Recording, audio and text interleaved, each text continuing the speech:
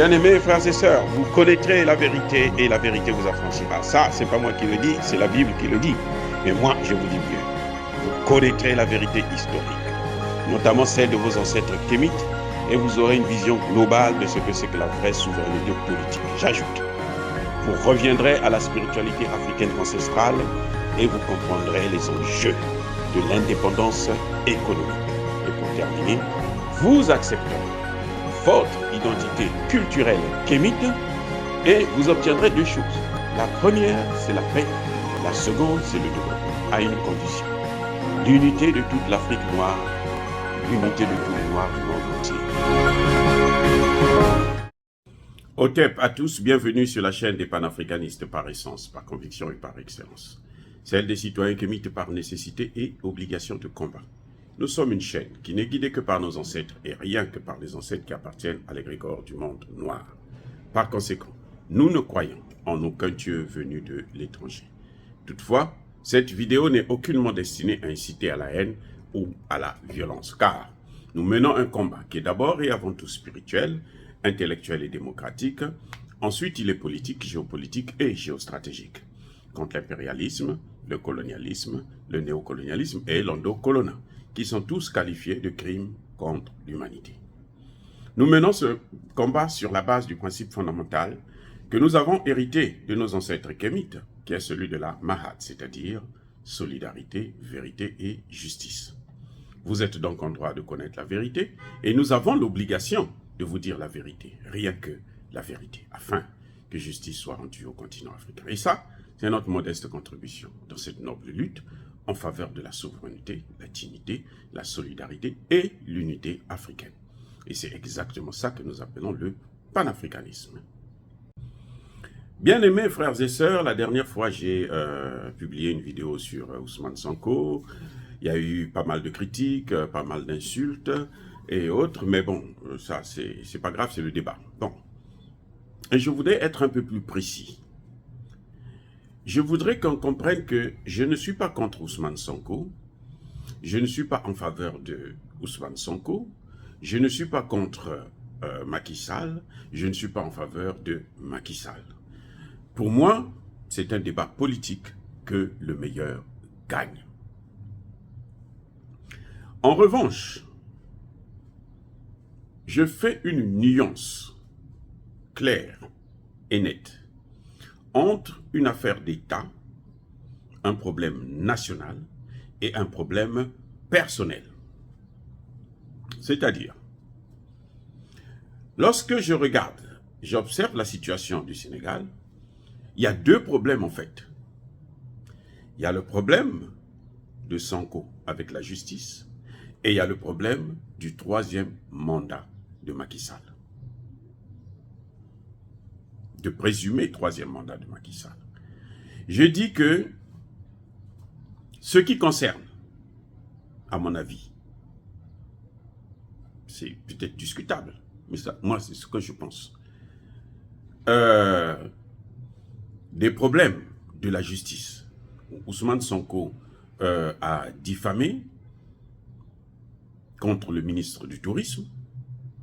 Ce qui concerne Ousmane Sonko qui aurait violé ou harcelé une dame qui travaille dans un salon, c'est un problème personnel. Ce sont les problèmes de Ousmane Sonko avec la justice. C'est pas un problème d'État. C'est un délit ou un crime ordinaire.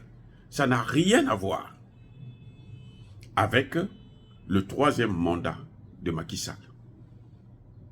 C'est vrai que le problème personnel de Ousmane Sonko peut avoir des répercussions pour son avenir politique, c'est-à-dire son inéligibilité pendant quelque temps. Ça n'a jamais été éternel. C'est 1 an, 2 ans, 3 ans, 4 ans, maximum 5 ans. C'est rare que ça aille au-delà de 10 ans, 15 ans, 20 ans. Non.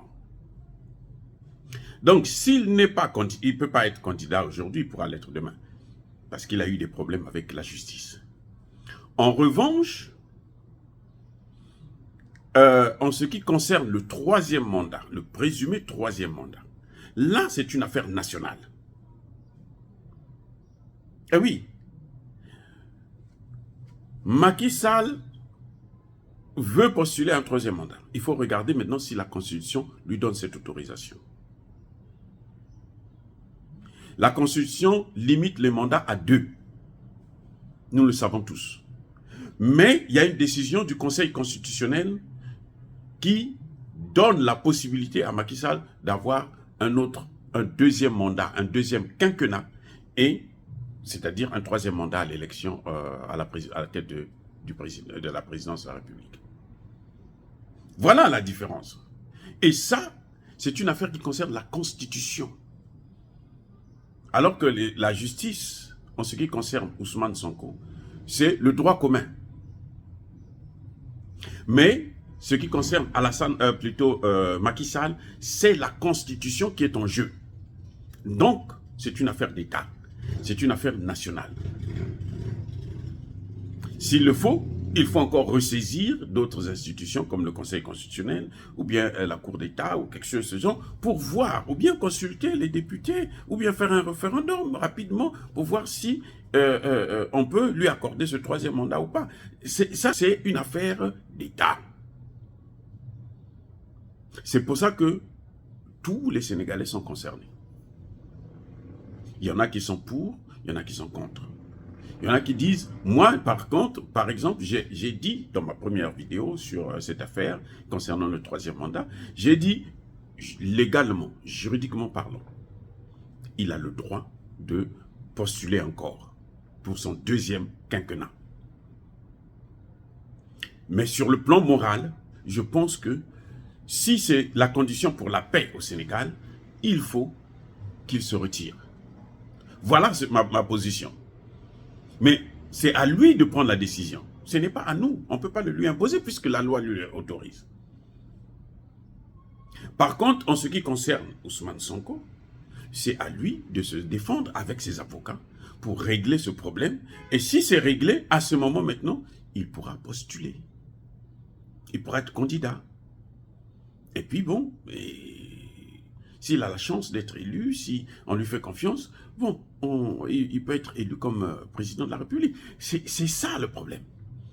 Parce que ce qui se passe, et ce que beaucoup de Sénégalais et d'Africains, même des panafricanistes, ne comprennent pas, c'est que le Sénégal aussi est sur la ligne de mire.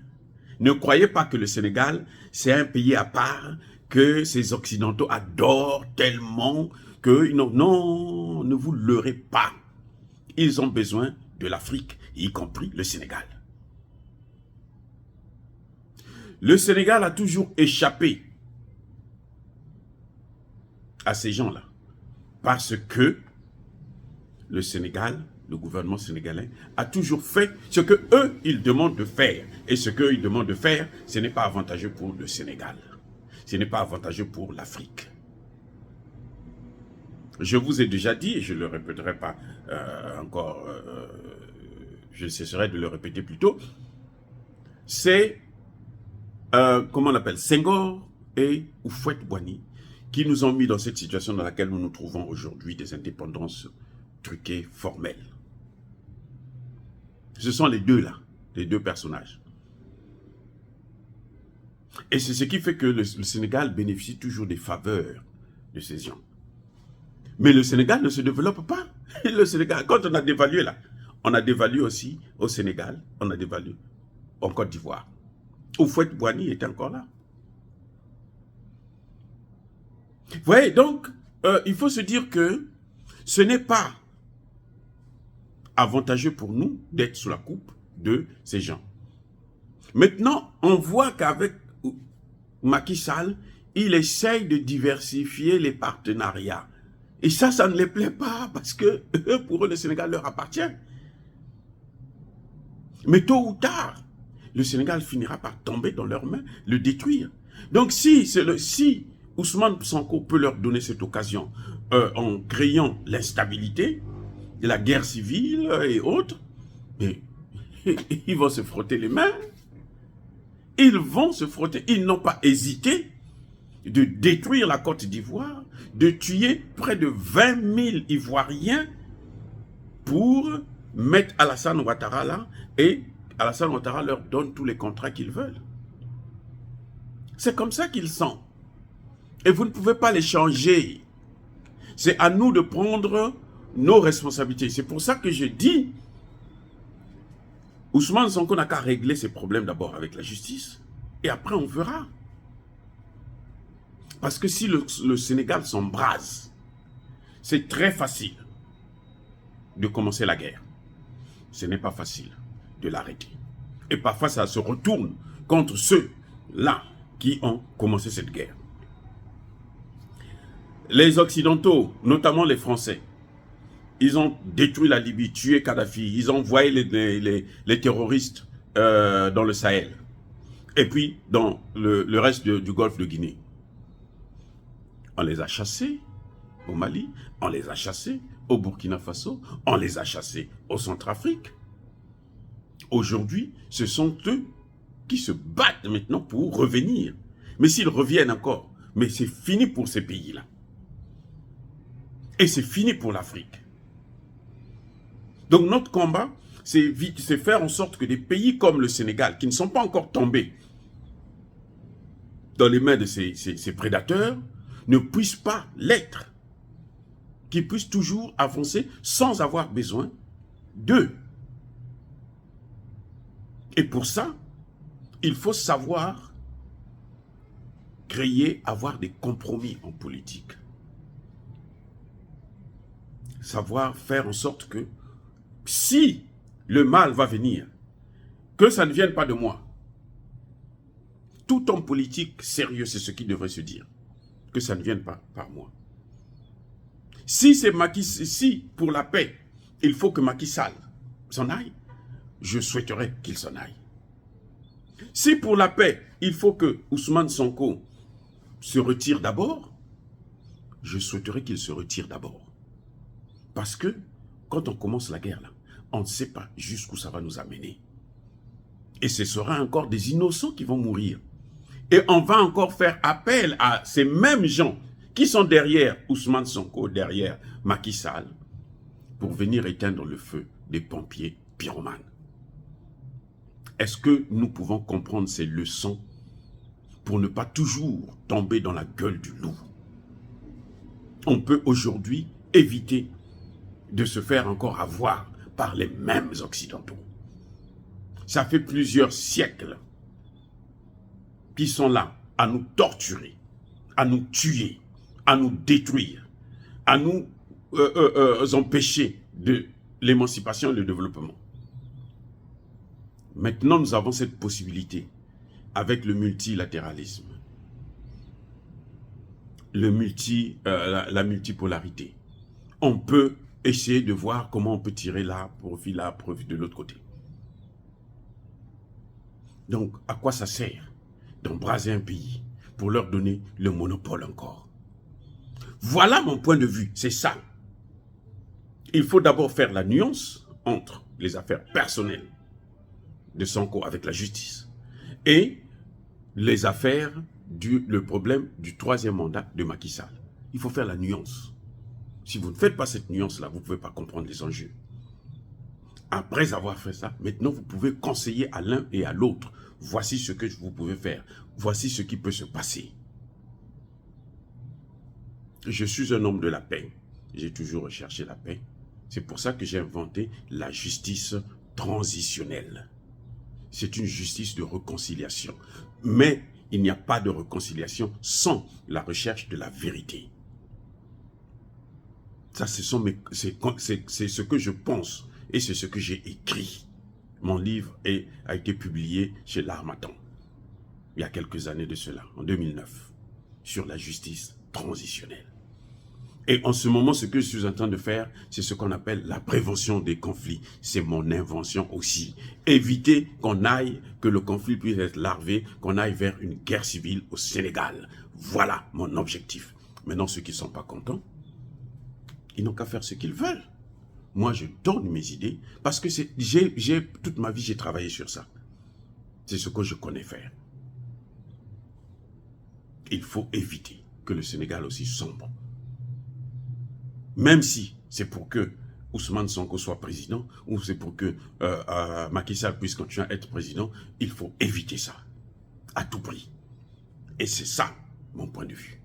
Dire cela, c'est inciter à la haine ou à la violence. Non. Yaba colère veille à malin. Encore une fois, bien-aimés frères et sœurs, je persiste et je signe. Soyez bénis, abondamment bénis par le Dieu des Kémites. Mais que tous ceux qui persécutent le continent africain, tous ceux qui le pillent et le déstabilisent, qu'ils soient noirs, blancs, arabes, chinois, indiens, ou qui qu'ils soient maudits, punis, foudroyés, neutralisés, effacés, écrasés par ce Dieu des Kémites et par nos ancêtres angélisés. Vive l'Afrique éternelle, j'ai dit et j'assume.